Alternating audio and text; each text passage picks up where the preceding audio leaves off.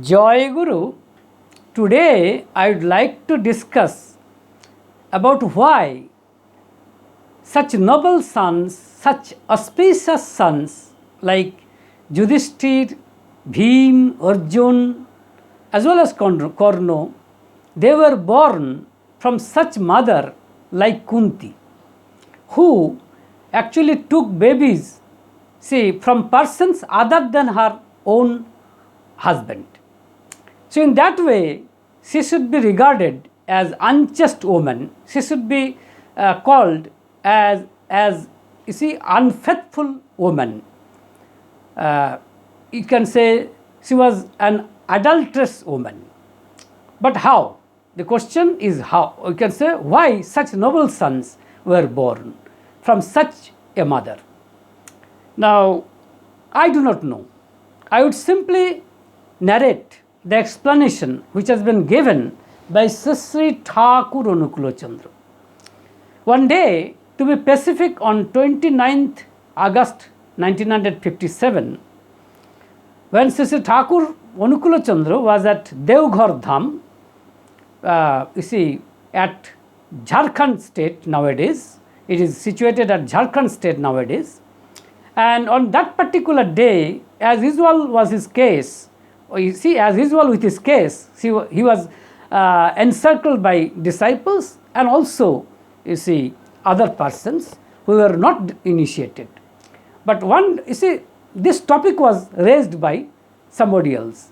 A particular disciple raised this question to Sri Thakur Anukulo Chandra that, see Thakur, Pandu was the husband of Kunti, but Kunti took babies from Sun, Indra, and others like them, or you can say from divine entities other than her own husband. But it is also a fact that noble sons, auspicious sons were born, from such mother. How is that?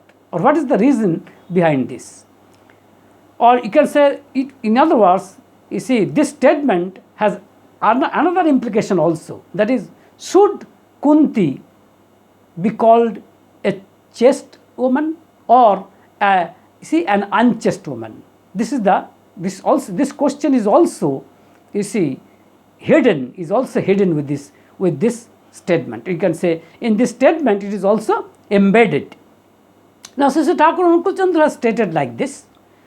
I am not stating the exact statement, just essence of the entire statement. That is, Sri Thakur Anukulo Chandra stated that, well, it is said that Kunti took babies from sun, wind, Indra, etc.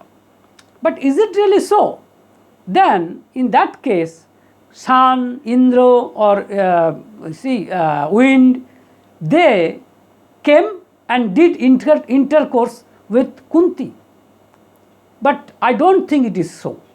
It is like this, that at the time of copulation, Kunti wanted, for example, in case of Karna, for example, Kunti actually worshipped, or you can say Kunti adored the attribute of sun.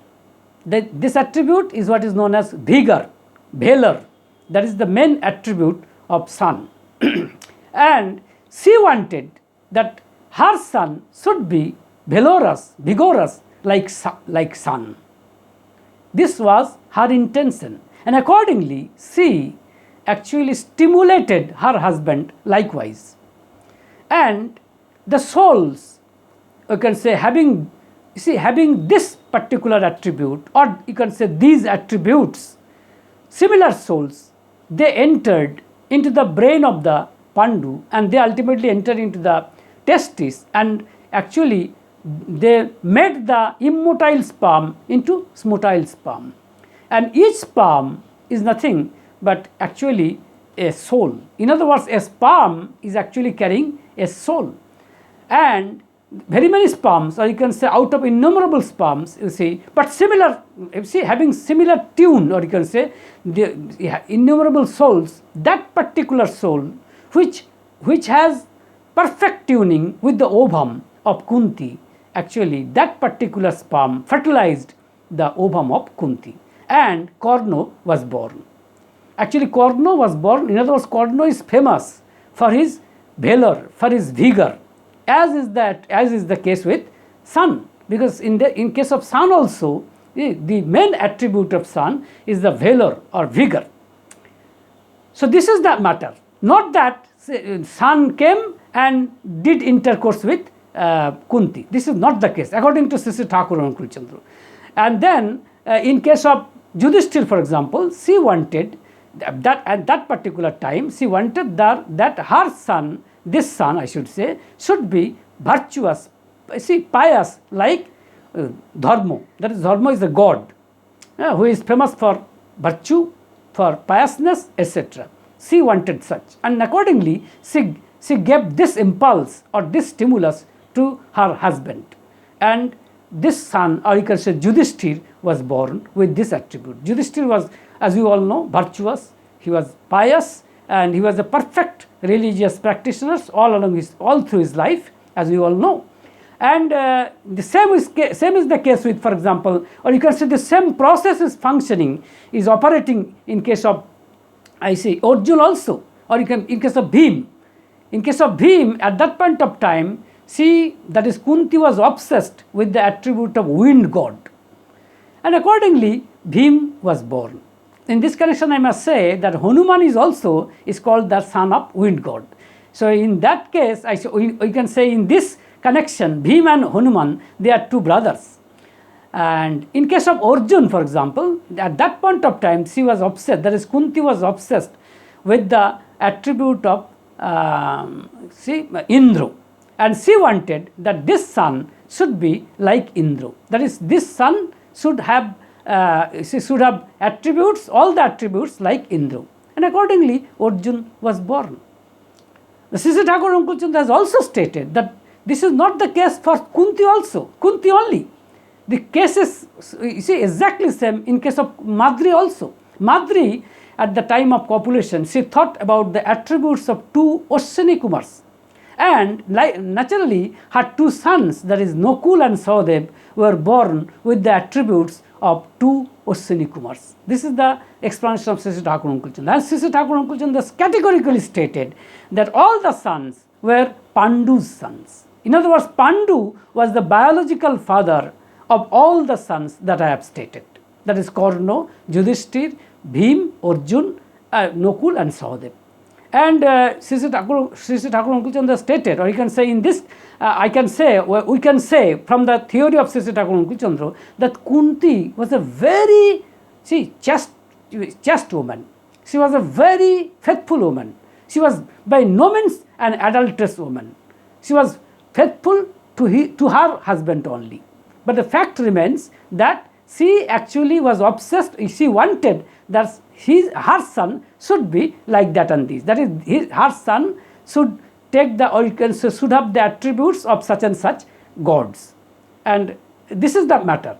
So Sri Thakur Anukul Chandra stated categorically that it is not that Surya came and did intercourse with Kunti and Karna was born, or you can say the consequence was Karna. No, this is not the case. Or for that matter, Indra came and did intercourse with Kunti and Arjun was the consequence. No, this is not the case, according to Sri Thakur Anukul Chandra.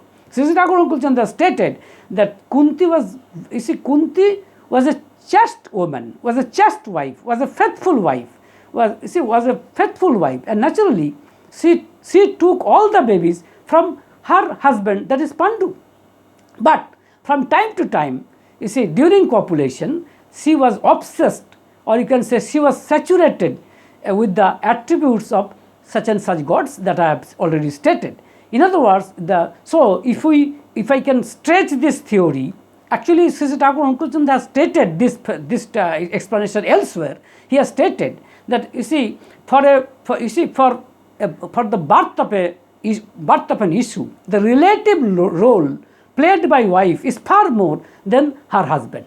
What is his theory? He has stated, Sri Thakur Anukul Chandra stated that whatever impulse, whatever stimulus that a wife would give at the time of copulation to her husband, that the souls having that attributes, or you can say the souls having, or you can say having frequencies that are attuned with the frequencies of the ideas or idea that the wife is saturated at that point of time, or wife is obsessed at that point of time. You see, and naturally those souls which actually are, you see, the souls, they remain within the air, they would hit into the brain of the husband, and ultimately from the brain it would go to the testes, and these souls would make the sperm motile. Initially the sperms were immotile, and then it would be motile, and you see innumerable sperm, but having more or less similar souls. According to Sri Thakur Ankur Chandra, each sperm is nothing but a soul, and you see innumerable souls would enter into the uterus of the female, or you can say of wife, but which sperm would fertilize the ovum? Sri Thakur Ankur Chandra has given an explanation. He has stated that that particular sperm, which has maximum affinity, or you can say which has maximum tuning with the tuning of the ovum, that particular sperm would fertilize the ovum.